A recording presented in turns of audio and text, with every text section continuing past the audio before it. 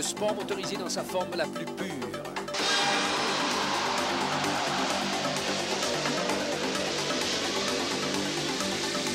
Des voitures qui circulent sur de vraies routes et qui vont vraiment vite. C'est une course contre la montre.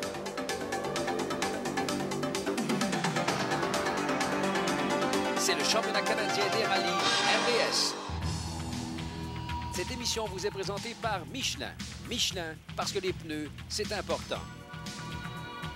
Aujourd'hui, le Réseau des sports vous présente le rallye auto Charlevoix-Michelin en provenance de Pointe-au-Pic.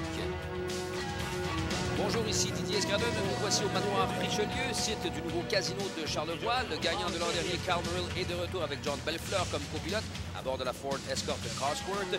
Ils auront certainement joué leur plus grosse carte afin de prendre la commande de ce championnat. Leur plus sérieux rival, le meneur bien sûr Barry Latreille et également Frank Sprangel à bord de sa superbe Audi Quattro. 28 équipes se sont présentées pour cette première étape. On l'appelle le manoir, 1,05 km sur asphalte, au grand plaisir bien sûr des nombreux spectateurs. La météo est idéale, le soleil est au rendez-vous par cette froide journée d'automne. Le premier à prendre le départ, Carl Merrill, à bord de cette Ford Cosworth qui développe 400 chevaux, 4 motrices, boîte de vitesse à 7 rapports.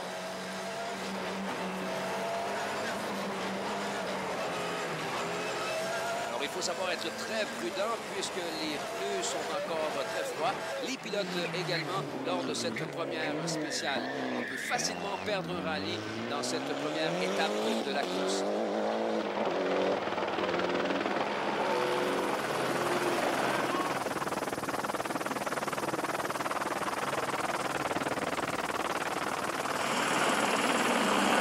Carl Merrill qui perd le contrôle de la Ford Escort et qui s'arrête tout près d'un poteau. On parlait tantôt des pneus froids et de la puissance de cette voiture. La combinaison des deux a bien sûr causé ce dérapage. Il perdra des secondes fort précieuses. Il réalise un temps de 56 secondes pour Merrill et Belfleur. Deuxième participant, les frères Sprangel sur la Audi Quattro S2. Une autre superbe machine de compétition. On parle ici d'une voiture qui développe à peu près 300 chevaux. Les frères Sprangel font comme métier justement la préparation de voitures de course.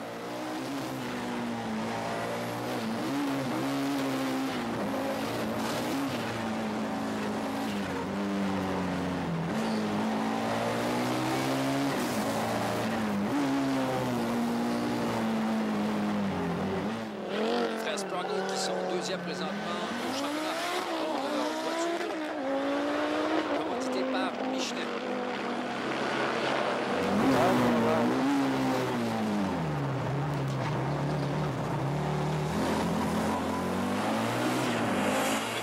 De leur côté dans ce fameux virage où tantôt Merrill a éprouvé la difficulté, ils arrêteront le chrono à 45 secondes. C'est jusqu'à présent bien sûr le meilleur temps. Yves Barbe s'amène avec Végile Lacroix. C'est la toute première sortie de cette voiture. Une Eagle Talon TSI Turbo 4 roues motrices. Il court pour la première fois dans la classe ouverte. Par contre, on n'a pas terminé les modifications sur cette voiture. La suspension est au stade du développement et le moteur n'a pas été touché pour cette première épreuve. C'est comme une expérience, si on veut, pour Barbe et Lacroix aujourd'hui.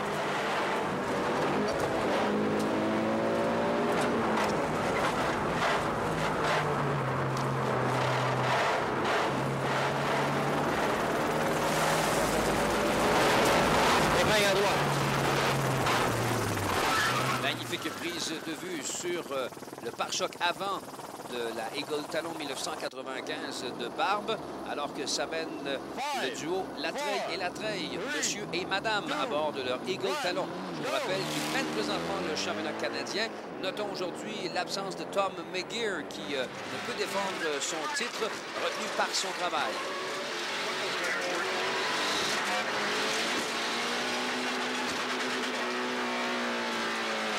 Sur le limitateur de révolution pour Latreille là-dessus. Il semble être un peu nerveux lors de cette toute première étape. Barry Latreille à bord de la Eagle Talon TSI lui aussi. Une autre voiture à 4 roues motrices, bien à l'aise bien sûr sur gravier. Même type de voiture, cette fois-ci Mitsubishi, c'est le duo Karamanoglu et MacArthur. Karamanoglu qui est l'ex-champion turc de rallye et son copilote est un Néo-Zélandais. Karamanoglu et MacArthur qui ont terminé deuxième au rallye de Baie des Chaleurs.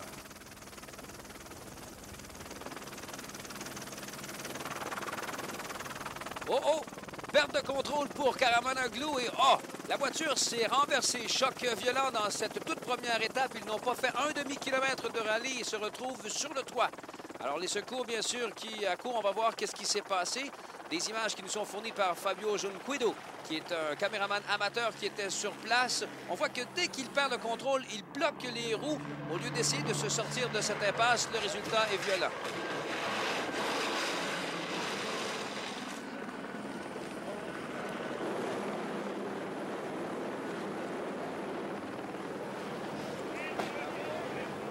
Trop court rallye pour Karamanoglu, les pneus froids, un pilote qui a commis une petite erreur de pilotage suivie d'une erreur de jugement et on voit que le résultat est assez catastrophique pour ce dernier. Heureusement, il n'y a pas de blessure. De nouveau en face du casino de Charlevoix pour le départ de Sylvain Vincent et Dominique Cyr, un couple dans la vie et un couple à bord de cette Mazda 323 Turbo. Des routes entourant le manoir Richelieu et le casino. On va se déplacer dans Charlevoix pour la troisième étape. Cette fois-ci, on ira du côté de Saint-Irénée, ville natale de Frédéric Fortin, un des organisateurs de ce rallye. Saint-Irénée, une des étapes les plus rapides, la vitesse moyenne 148 km/h, malgré ces sections un peu plus lentes où on voit certains pilotes ont eu des difficultés.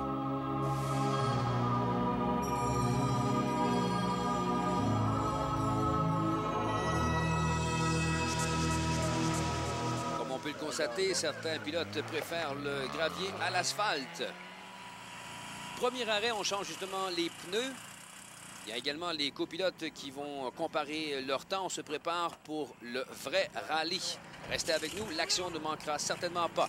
Après 3 étapes, Sprungle est le meneur du rallye. Deuxième, John. Yann Roche, côté gauche, danger. Troisième, John. Yann Roche, côté gauche, danger.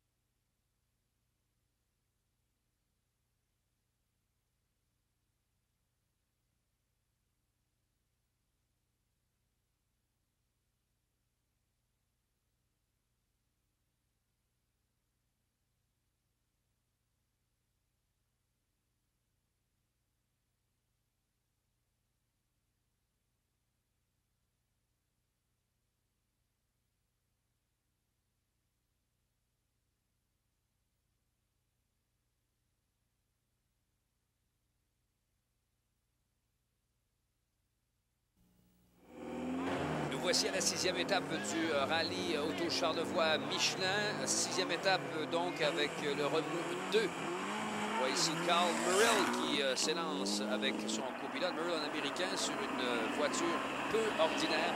400 chevaux, comme on a mentionné tantôt. Boîte de vitesse à 7 à bord. Une véritable bombe. On va faire un tour avec lui à bord de cet engin diabolique.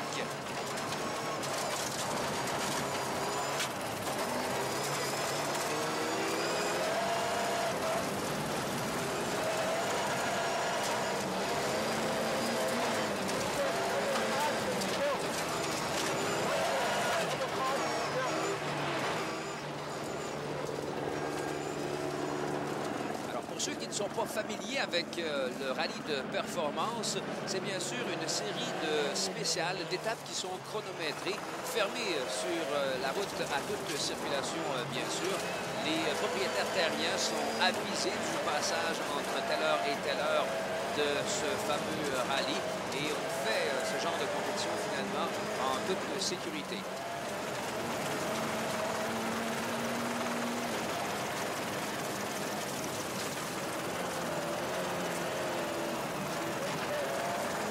La caméra sur le pare-choc avant de la voiture de Merrill nous montre bien la vitesse à laquelle on négocie le parcours. On l'a mentionné tantôt.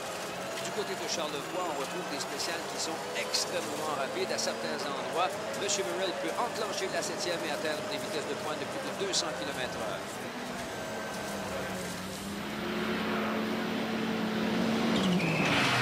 Le panneau rouge qui indique bien sûr la fin de cette spéciale. On s'arrête ensuite pour le contrôle. À bord de la voiture de M. Frank Sprangel, cette fois-ci, l'Audi Quattro S2. C'est lui qui mène présentement le rallye.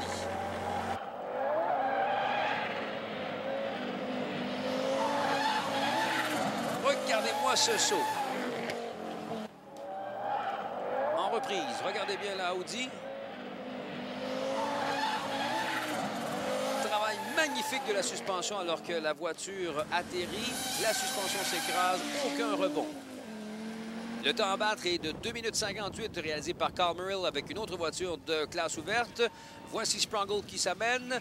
2,57,4, donc il bat de près d'une seconde le temps de Merrill. Prochain pilote, Sylvain Vincent, copiloté par Dominique Cyr en production GT cette fois-ci. Des voitures beaucoup moins modifiées, mais Sylvain Vincent connaît très bien le rallye de Charlevoix. Il a participé à toutes les présentations de cette épreuve et c'est un pilote au style très coulé, ce qui lui permettra de réaliser le 3e temps dans cette fameuse spéciale.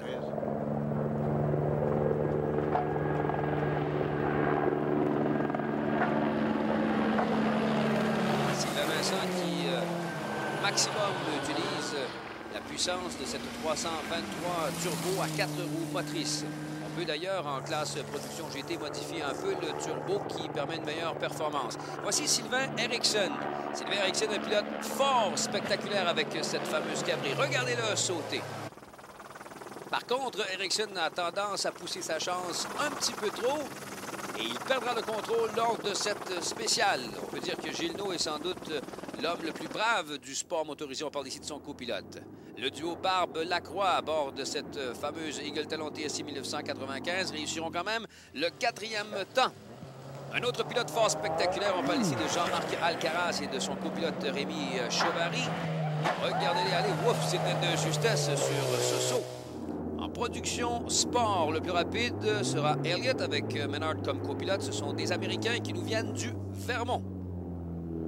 Du côté de la production 1750, Jean-Philippe Chevarier avec Shirley Normandin comme copilote réussiront le temps le plus rapide. Et ce n'était pas fini pour M. Eriksson. Regardez-le, encore une fois, une légère perte de contrôle. Il frôle la catastrophe, bien près de frapper un poteau et accélère pour réussir à sortir et reprendre la piste. Peloual et Bourque à bord de leur Plymouth Laser seront, eux, moins chanceux. Regardez.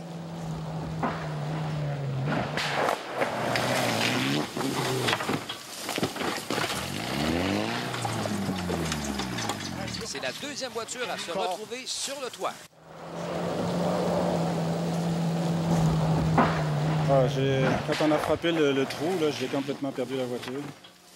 Et puis, le moyen de la rattraper, on a frappé le trou, le premier trou, le 2e trou, puis là, la voiture est partie dans tous les sens. Malheureusement, elle a fini sur le toit. Si on avait fini sur les roues, on aurait pu repartir. Là, elle est sur le toit. Déjà 2 voitures hors course alors qu'on est à bord de la voiture de Yves Barbe.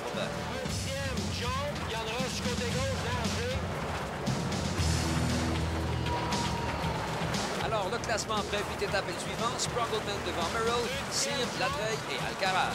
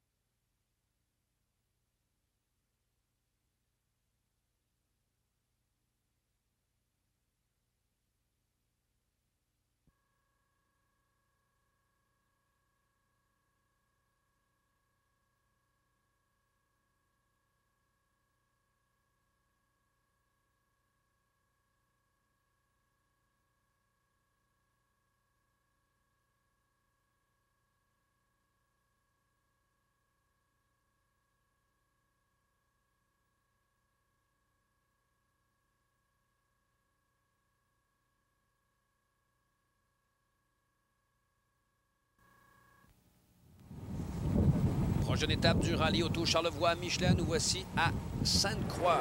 Cette fois-ci, c'est à bord de la voiture de Sprungle qu'on va se retrouver, la Audi Quattro S2 Michelin.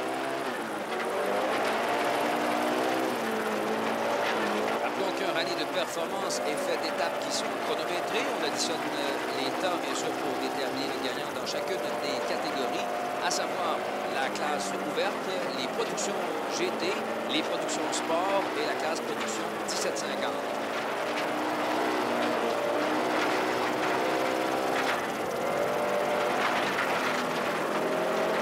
Sprungle qui semble très décontracté à bord de la Audi S2. Ce dernier qui va nous démontrer une technique de pilotage en rallye qu'on appelle la pendule. Le prochain virage est à droite, on balance la voiture vers la gauche, puis ensuite vers la droite. Magnifique pendule réalisée par Sprungle.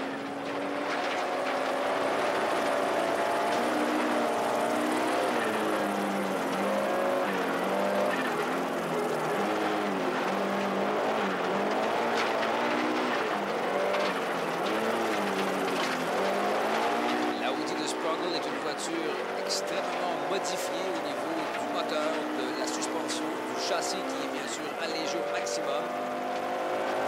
Véritable bête de course, 300 chevaux à peu près sur le capot de cette Audi Quattro S2, mais surtout des caractéristiques au niveau de la tenue de route spécialement aménagée pour le rallye.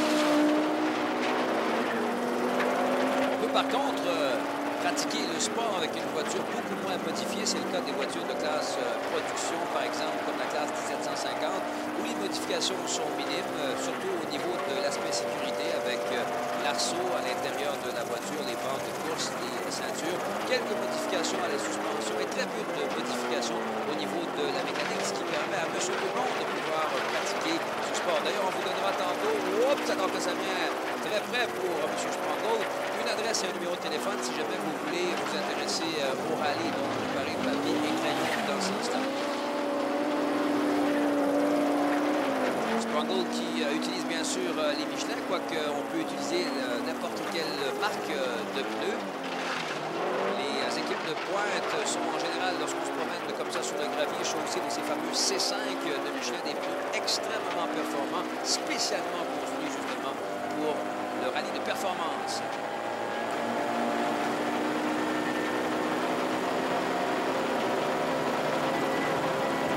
Et là, on atteint une vitesse de pointe tout près des 200 km/h.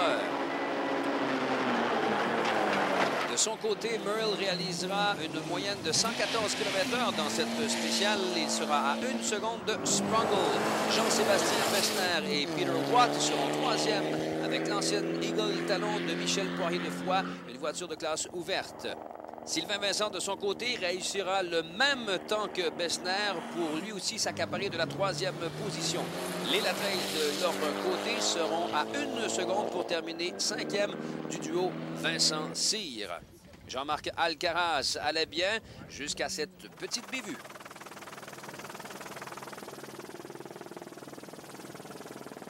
Rien de trop grave si ce n'est des secondes perdues.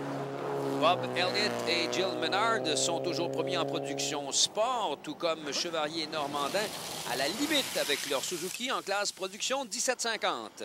Voici les résultats de ce deuxième passage de Sainte-Croix. La treille est à 1 seconde et non à 15 secondes de Bessner et Vincent. De Sainte-Croix, le rallye va se déplacer vers Saint-Jérôme, une étape de 6,69 km. Le dernier kilomètre est asphalté et la transition ne se fait pas facilement. Le choix des pneus ici est crucial. Merle à l'accélération, on voit que l'adhérence n'est pas parfaite puisqu'on a sans doute chaussé des pneus de gravier. Et il réussira un temps de 3 minutes 22 secondes. Voici Sprungle.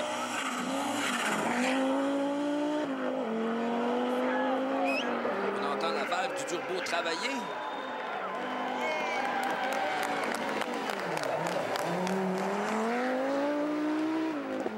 La foule apprécie et il réussira un temps de 3,19, c'est-à-dire 3 secondes de mieux que Merle. Et voilà le très spectaculaire Yvan Joyal à bord de cette Corolla SR5 à propulsion 2 roues motrices à la limite.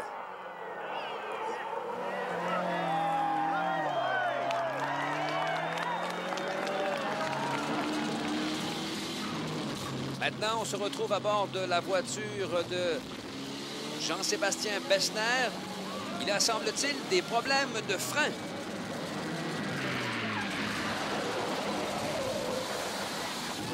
Ouf! Pas de frein, frein à main. Il s'en sort de justesse. Mais la palme des cascades ira à Jean-Marc Alcaraz.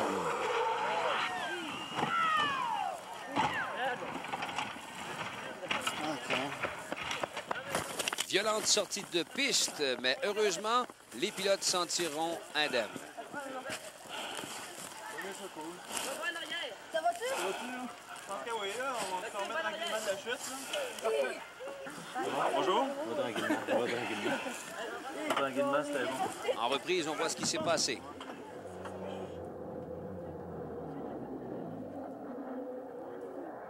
Laissons Alcaraz commenter. Bon, là, j'arrive à l'approche de la courbe. Freinage. Hop, dérapage. Là, je sais même plus ce qui se passe. Je suis dans la voiture, je comprends pas. J'attends que ça s'arrête. Et c'est fini. Voilà. Tout ça, ça s'est passé parce que c'est deux facteurs. D'après moi, là, premièrement, j'arrivais trop vite. Puis deuxièmement, j'avais une suspension, la suspension arrière droite qui était défoncée. Puis ça n'a pas dû aider, ça fait que j'ai perdu le contrôle. C'est les deux facteurs ensemble qui ont fait qu'on s'est retrouvés dans le décor. Avec Sprungle qui se détache au rythme de 2 à 3 secondes par spécial, l'attention se tourne maintenant vers la classe Production GT, où la bataille fait rage entre Latreille et Vincent. Wow! Quel saut de la part du duo Latreille!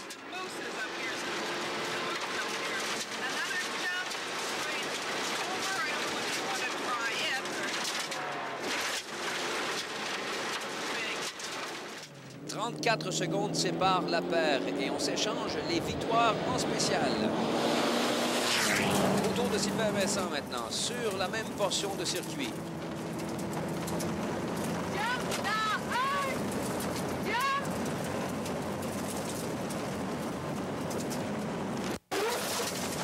Wow, le choc a été violent pour la Mazda 323 Turbo.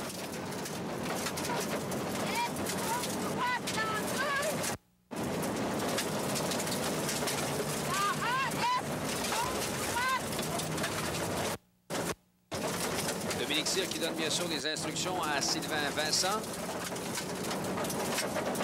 Des problèmes pour eux, par contre, lors de l'atterrissage plutôt brutal tantôt. La plaque de protection sur la voiture s'est détachée et on a également endommagé les freins.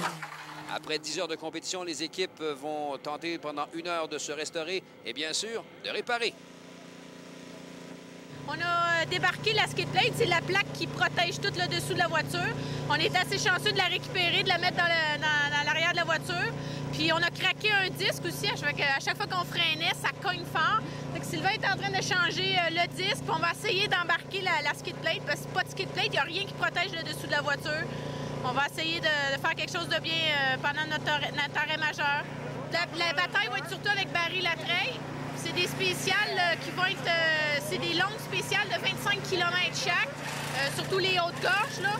Ça va être très serré, ça va se battre fort. On va essayer de garder notre position, au moins rester troisième, parce que c'est assez difficile d'aller chercher Sprungle puis Merrill, là. C'est assez difficile. On voit le classement après 19 étapes. Les Latreille, eux, doivent changer une suspension. Il leur faut réussir la réparation s'ils veulent maintenir leur avance au championnat. Ils doivent du même coup rejoindre le duo Vincent Cyr.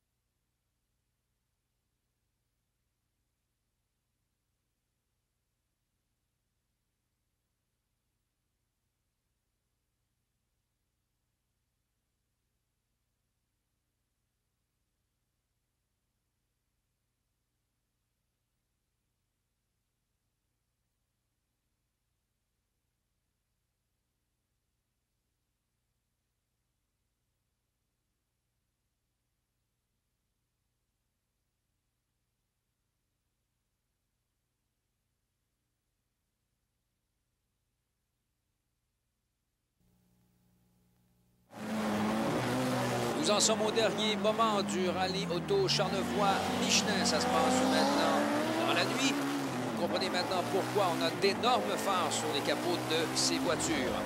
Si jamais vous êtes intéressé à participer au rallye de performance sous quelque forme que ce soit, n'hésitez pas à nous écrire Rallye Sport Québec, 1561 Norbert Laval, H7V 3N6 au 514-681-1225. Sprungle mène devant Merrill par 30 secondes seulement. La moindre erreur de pilotage, la moindre hésitation en navigation, le moindre bris mécanique pourrait le priver de la victoire. Derrière le meneur, le duel se poursuit. Sylvain Vincent se détache lentement de Barry Latreille. Lors des dernières étapes, celle de 25 km plus particulièrement, Latreille jouera le tout pour le tout. Il prendra 42 secondes à Vincent. Il lui manquera 2 secondes pour battre son adversaire. De leur côté, les frères Sprungle seront résistés et c'est eux qui remporteront le rallye. Michelin Audi ran great. The tires were phenomenal. No flat tires on the last rough stages, so everything worked out great. During the day, we had a great time. Good competition. Ça a très bien été. On a fini, on est bien content. On croit qu'on a fini 3e au général, donc très satisfait du rallye. Voici le classement final avec Sprungle devant Merrill. Soulignons la performance de Dascolas, l'Albertain, qui finit en 5e position. C'était sa toute première visite au rallye de Charlevoix. Dans les classes respectives maintenant, en production GT, Vincent devant Latreille et Dascolas. En classe production sport, très belle victoire de François Cyr avec Peterson en 2e position. En production 1750, Chevalier l'emporte devant Lavoie et Montanen termine 3e sur Salada. Au championnat, Merrill et Sprungle sont à égalité. Latreille n'est qu'à 1 point. C'est la dernière épreuve qui décidera du champion ici. Didier Scalone qui vous dit à la prochaine.